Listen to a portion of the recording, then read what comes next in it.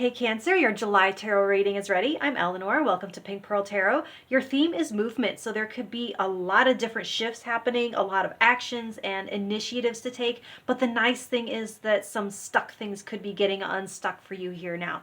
So your first clarifier for that is the Five of Pentacles. So you could be making moves in your finance area, which I will read on over here actually in a minute, but you might be sick of being in a place of not feeling like there's enough, and something just has to open up, and you might see some opportunities to pounce on open up for you.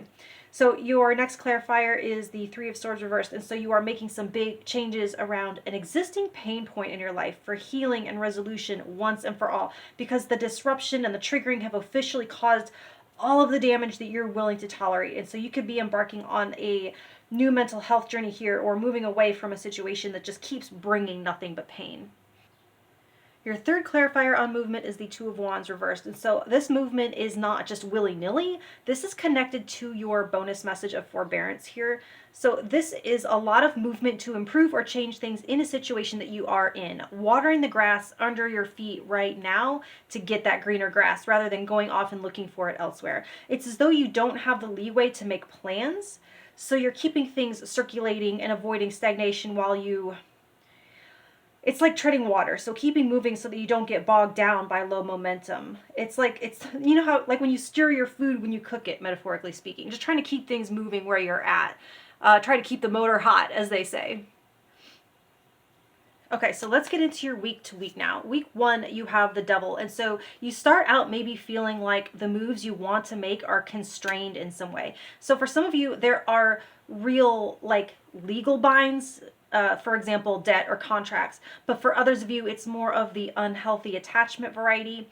And then for others, it's tied to that Three of Swords reversed, where you have adopted a coping mechanism for this pain, like overworking, people pleasing, overspending. It could be so many things, but the moves you're making to heal this will eventually free you to move towards something that you want even more than that, more authentically. And this also ties to that Two of Wands reversed, where you might have to, as they say, clean your own backyard first before branching off into the next thing.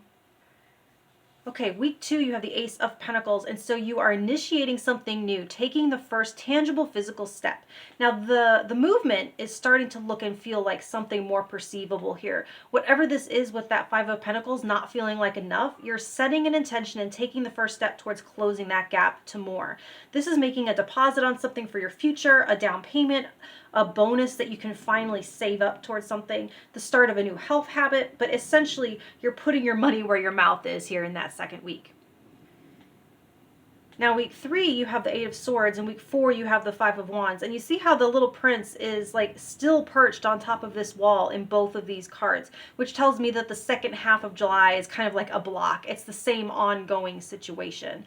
So it might crop up in that third week, and then it looks like you won't know what to really do first. You might try to avoid confrontation, and so nothing moves forward. But it looks like when nothing changes on its own, you do decide to step up and stand up for yourself or something. So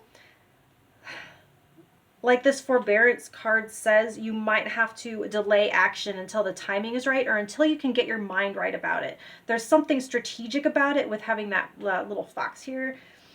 Like you know the answer is to outsmart someone or something, but you don't know just how until later.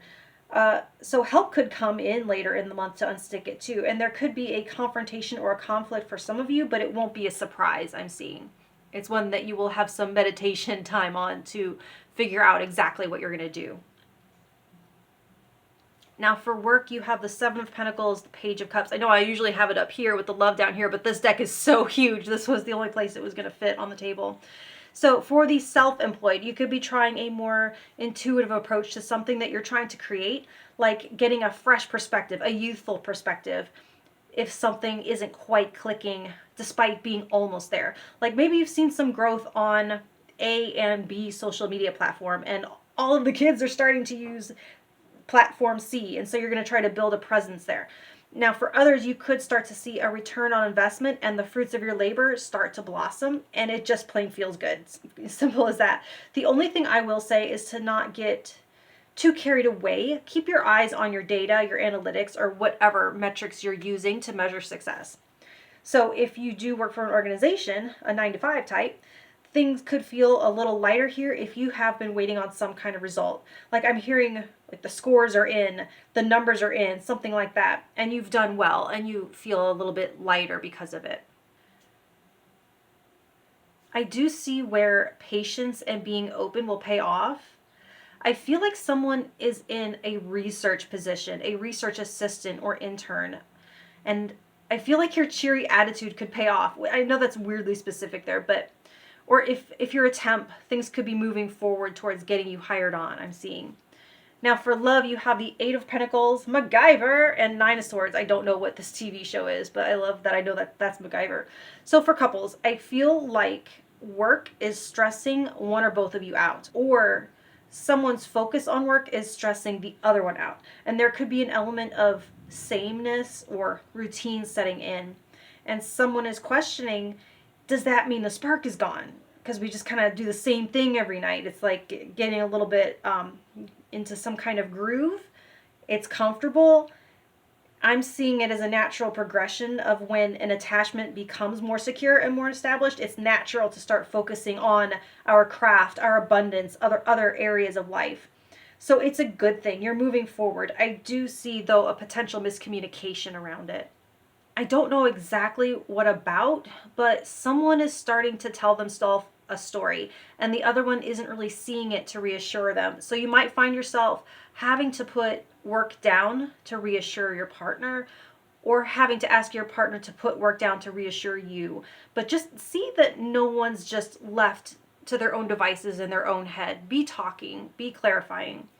Now for singles, communication could be slow, and if it is, it's because of work. They're actually in their mind very focused on you, but they might be showing it in a way that isn't registering for you the way you like, speaking your love language, or just they're watching you from a distance and they're studying you before making their move. And I'm hearing someone wondering if it's always going to be this much work. That could actually be back to the couple's energy. I mean, but it could be in the dating world too. The answer is no. You will get better at it. Now your bonus message is forbearance. Do not be deterred by the thorn amidst the roses. Now, maybe I have a different maybe there's another definition of forbearance than I know of, because that message doesn't seem to really match the word. But anyway, so yeah, you do have some stuff to watch out for. This devil energy here, 8 of Swords, 5 of Wands, 9 of Swords, but none of it has to stop you, because remember, this is a month of movement, of shifts, of progress. And all this says is just to be mindful and you can proceed. So that 8 of Swords pause is just to assess and to locate that thorn so you can avoid it as you search for the beauty. So it looks actually like there can be a lot of cool things happening for you here, Cancer. And I will talk to you next month. Thank you.